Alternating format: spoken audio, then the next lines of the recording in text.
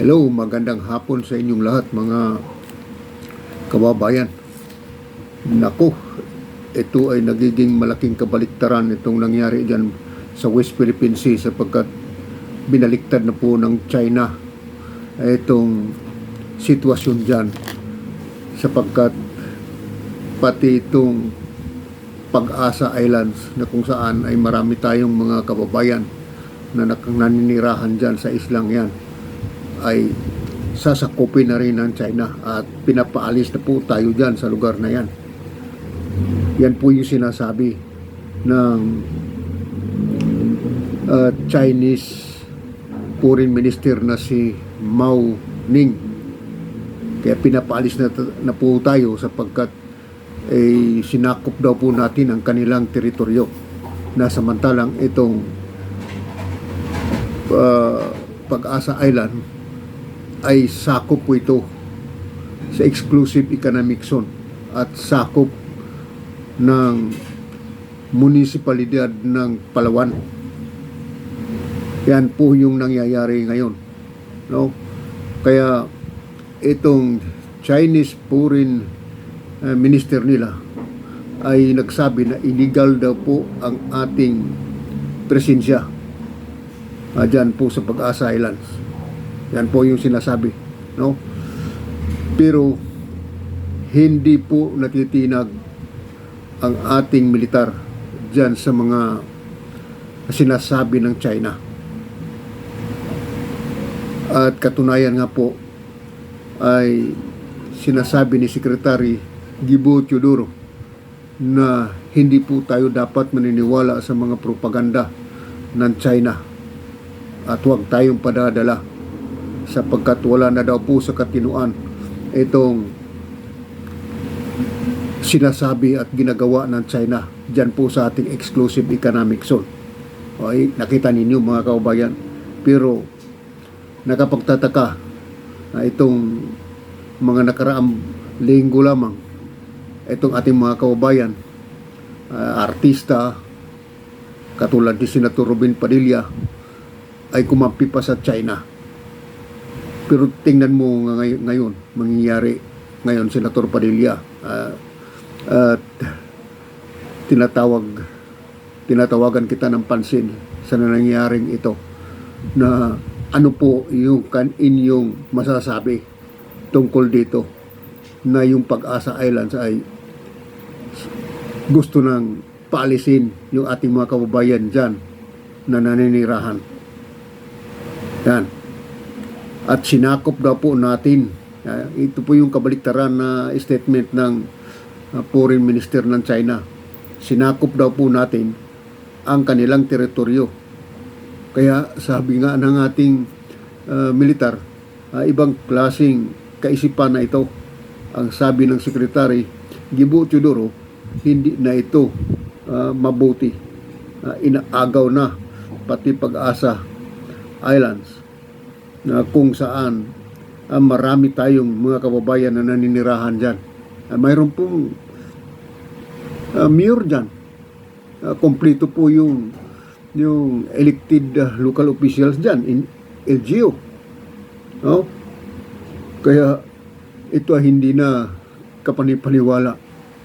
Pero ganun pa man, nanindigan ng ating pamalaan, ng ating militar na hindi aatras ang Pilipinas dyan po sa ating teritoryo. Ayan mga kababayan.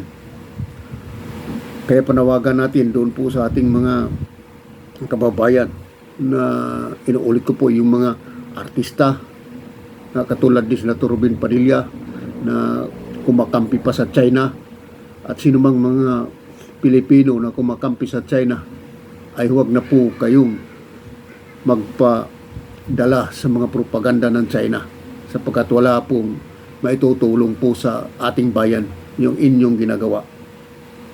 No? Kaya dito ay itong ginagawa ng China ngayon ay inuulit ko po, hindi na ito mabuti. Malaking kalukuhan ito na binaliktad na yung sitwasyon. Matagal nanirahan yung ating mga kababayan dyan. Tapos tayo pa ang sinasabi nila na nang-aagaw ng teritoryo. Mantakin ninyo yan, mga kababayan. Kaya dito, ang ating militar, ang ating gobyerno, ay tama lang po na bumili ng maraming pang mga armas na pandepinsa. Katulad po ng mayroon pong 3 brand new na C-130 cargo planes ay ginagamit po ito sa pagtawid dito po sa mga isla-isla ng Pilipinas, tulad ng punta ng Mindanao, kung saan mang dako doon sa Tawi-Tawi. Ito po yung ginagamit, kaya malaking tulong po ito sa mga transport sa ating mga kasundaluhan at maging sa ating mga kababayan na mga sibilyan.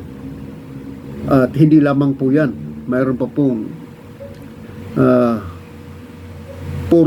na barko na mga brand new po ito, hindi po ito second hand, na bibilhin ng ating Philippine Navy para po dyan sa Philippine Coast Guard, para dyan sa gagamitin sa pagpatrolya. Ito po ay mga barkong pandigma. Kaya nga tatandaan po natin ang Secretary Gibo Teodoro ay minsan nagsabi na hindi aatrasan ang China pagka ipipilit nila itong kanilang mga plano. Kaya dito, mga kabayan, ay hindi po natin sinasabi na magkaroon po ng gera. Napag-usapan po natin sapagkat napapanahon na talaga na itong Armed Forces Modernization Program ay isa katuparan na para ihanda po. Hindi po maiwasan na darating po yun talagang time niya na magkaroon po ng hindi maiwasang pangyayari dyan. Ay katunayan nga po nung nakaraang linggo ay muntik ng talagang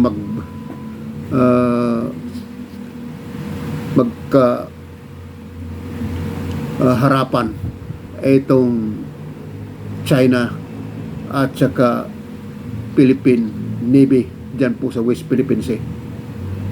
No? Kaya darating po yan talaga ang time dyan na magkaroon po ng enkwentro. Kaya mas maigi na ang ating militar at Navy ay handa, ang ating Armed Forces of the Philippines sa anumang posibleng mangyayari. Yan po yung posibilidad dyan. Hindi po natin maiwasan dyan.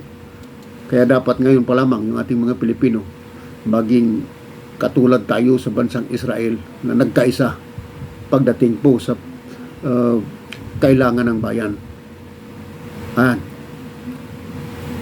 So, yan lang muna ang ating maikling vlog ngayon. At hanggang sa susunod po ay muli po tayo magkita-kita. Marami pong salamat.